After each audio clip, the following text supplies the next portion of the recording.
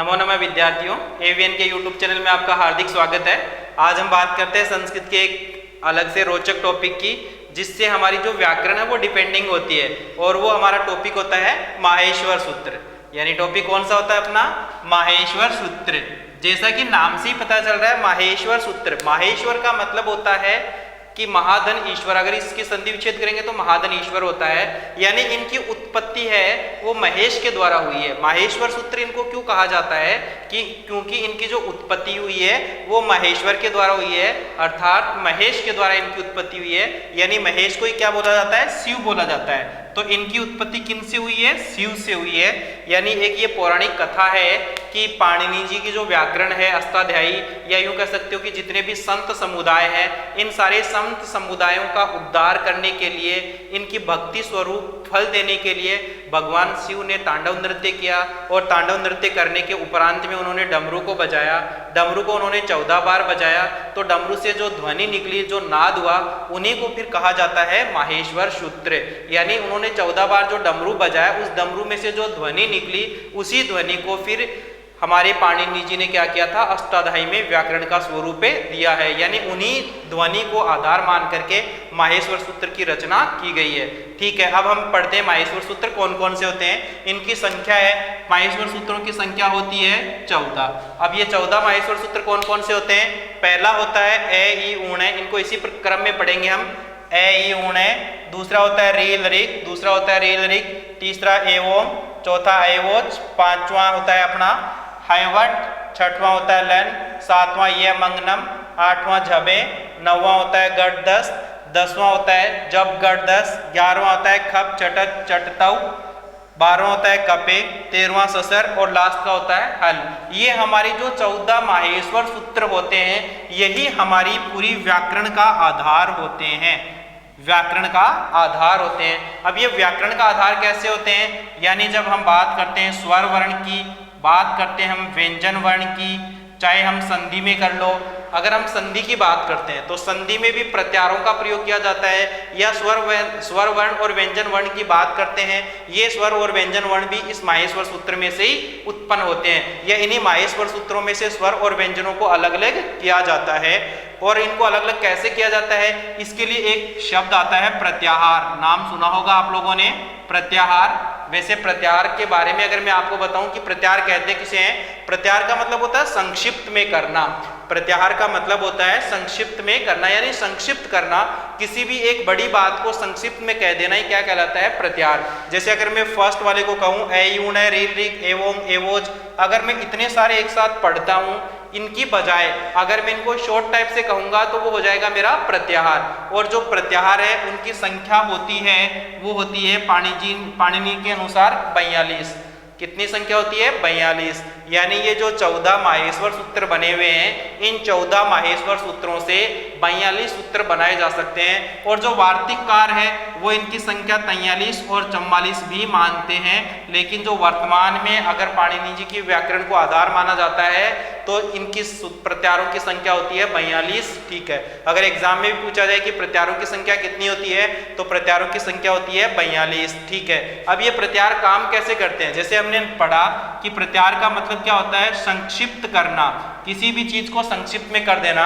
जैसे अभी हमने पढ़ा कि अगर ये ए यूण है, रील रिक, एवोम, एवोच, यहाँ तक का अगर इन सबको एक साथ नहीं बोल करके सिर्फ इसका फर्स्ट वर्ड और ये अंतिम वर्ड को साथ में लिख दिया जाए तो वो हमारा प्रत्यार बन जाएगा। यानी वो हमारा एक प्रत्यार का निर्माण हो जाएगा। ठीक है, अब हम पढ़ते हैं प्रत्यारों का निर्माण कैसे होता है, कैसे ये काम करते हैं। अब हम बात करते हैं प्रत्यारों का निर्माण की। प्रत्यारों का निर्माण कैसे होता है? जैसे हमने बात की कि प्रत्यार का मतलब होता है संक्षिप्त में करना। अब इनका निर्माण कैसे होगा? तो जो हमारे पास ये फर्स्ट वर्ड है इसको ले लिया जाएगा और इधर से इसके लास्ट वर्ड को जोड़ दिया जाएगा। जैसे इसका प्रथम जो माहेश्वर सूत्र है, इसका पहला अक्षर क्या है हमारे पास? ए। और जो इसका जो चौथा माहेश्वर सूत्र है, इसका अंतिम वर्ण क्या है? च। इन दोनों को साथ में लिख दिया अच। अब ये अच एक क्या है? प्रत्यार। अच एक किसका नाम हो गया? प्रत्यार का। अब जब हम अच को लिखते हैं तो अच के अंदर कौन कौन से वर्ण को शामिल किया जाएगा? एक सूत्र होता है आदि अंत्य संहिता, उसके अनुसार ये आदि वर्ण और ये अंतिम वर्ण, इन दोनों के बीच में जितने भी वर्ण आएंगे उन वर्णों की ये संज्ञा करवाते हैं। अर्थात यहाँ से लेंगे हम, यहाँ से गिनती करेंगे ए ई उ ण री री क ए ओ अंग आई औ च, यहाँ तक अच के अंदर ये सब कुछ आएंगे। लेकिन आदि अंत्य संहिता के अंदर क्या होता है कि जो अंतिम वर्ण, जो माहेश्वर सूत्र होता है, इसके जो अंतिम वर्ण होते हैं उनकी इत संज्ञा होती है, और इत संज्ञा होकर के इनका क्या हो जाता है, लोप हो जाता है। यानी ये जो अंतिम वर्ण है इनकी इत संज्ञा पाई जाती है, और इत संज्ञा पाई जाने के कारण इनका लोप हो जाता है, तो इसके अंदर उनकी गिनती नहीं की जाती है। तो गिनती फिर किसकी की जाएगी, यहाँ से गिनेंगे। ये ए हो गया अपने पास, आगे वाला ई हो गया, ये ऊ हो गया, इसकी इत संज्ञा पाई जाएगी, ये लोप हो जाएगा। फिर यहाँ से इसको गिनेंगे, ये री हो गया, फिर यहाँ से इसको गिनेंगे, ये लरी हो गया, ये क हलंत है, इसकी इत संज्ञा हो जाएगी, लोप हो जाएगा। यहाँ से ये गिनेंगे, ये ए हो गया, यहाँ से ये गिनेंगे, ये ओ हो गया, फिर ये अंग इसकी इत संज्ञा होकर के लोप हो जाएगा। ये गिनेंगे आई हो गया, और ये गिनेंगे औ हो गया, और ये च भी क्या है, लोप हो जाएगा, इसकी भी इत संज्ञा होकर के। ठीक है, अब हमारे पास ये जो आए, ये हमारे पास क्या आ जाएंगे, स्वर वर्ण। इनको क्या बोलते हैं, स्वर वर्ण। यानी पाणिनि जी की जो व्याकरण है इनमें इनको क्या बोला जाता है, स्वर बोला जाता है। और स्वरों का ही दूसरा नाम क्या होता है, अच प्रत्याहार। यानी जहां पे ये कहा जाए कि अच, तो अच का मतलब क्या होता है, संस्कृत के सभी स्वरों को क्या कहा जाता है, अच।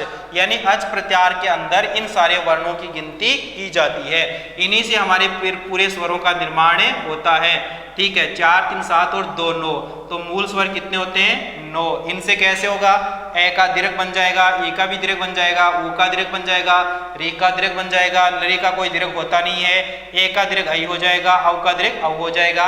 इस प्रकार टोटल हमारे पास 13 स्वरों का निर्माण हो जाएगा। लेकिन मूल स्वर कितने होंगे, 9, और उनको क्या बोलते हैं, अच बोलते हैं। ठीक है, एक प्रत्याहार हो गया अपना अच। ऐसे ही टोटल कितने प्रत्याहार बन सकते हैं, 42 प्रत्याहार का निर्माण हो सकता है। ठीक है, अब हम एक और प्रत्याहार बनाते हैं समझने के लिए। जैसे यहां से हमने लिया ई, यहां से ई लिया और आगे कोई भी वर्ण लिख देंगे। जैसे मैंने ये लिखा क, तो एक प्रत्याहार का नाम हो गया इक प्रत्याहार। प्रत्याहार का नाम क्या हुआ, इक प्रत्याहार। अब बताइए इक प्रत्याहार में कौन कौन से वर्ण होते हैं, तो इसकी भी गिनती करनी है। एक तो ई, यहां से आ जाएगा ऊ, अणे इत संज्ञक है तो इसका लोप हो जाएगा। यहां से आएगा री, और आगे क्या आ जाएगा, लरी, और क इत संज्ञक है, इसका भी लोप हो जाएगा। तो हमारे पास ये 4 वर्ण बचे, ई ऊ री लरी। इन 4 को क्या बोला जाता है, इक बोला जाता है। ये हमारे संधि में काम आते हैं प्रत्याहार, कि इक प्रत्याहार में कौन कौन से वर्ण होते हैं, 4, ई ऊ री लरी। इनको क्या बोला जाता है, इक बोला जाता है। इसी प्रकार एक प्रत्याहार का नाम होता है हल। प्रत्याहार का नाम क्या होता है, हल।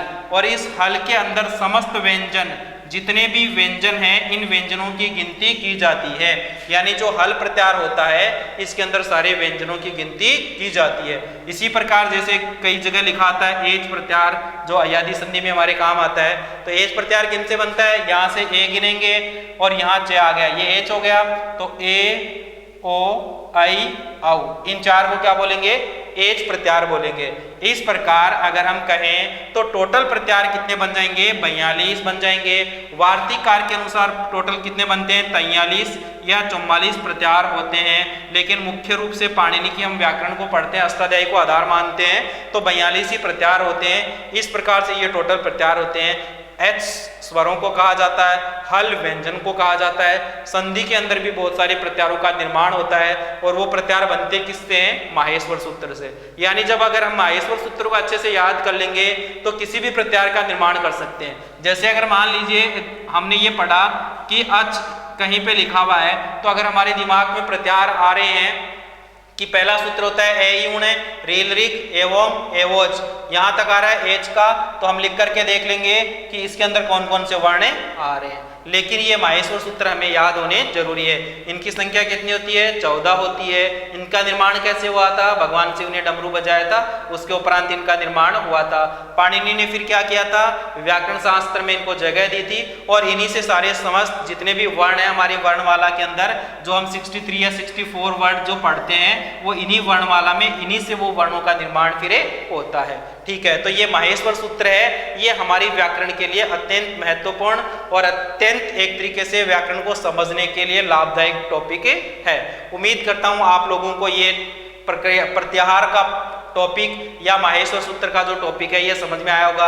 आज हमने पढ़ा है कि माहेश्वर सूत्र क्या होते हैं, कितने होते हैं और प्रत्याहार का निर्माण कैसे करते हैं और प्रत्याहार में वर्णों को कैसे गिना जाता है। वर्णों को गिनने के लिए मैं एक बार दोबारा से आपको बता देता हूँ कि अगर अच लिखा होता है तो अच का आदि अंत्य संहिता सूत्र से ये प्रथम वर्ण और ये अंतिम वर्ण, इनके बीच में जितने भी वर्ण आएंगे इन सभी वर्णों की ये संज्ञा करवाते हैं। अंतिम वर्ण की इत संज्ञा होकर के लोप हो जाता है और बीच वाले सब की गिनती की जाती है। ठीक है, ये प्रत्याहार बनते हैं। फिर ऐसे 42 प्रत्याहारों का निर्माण होता है।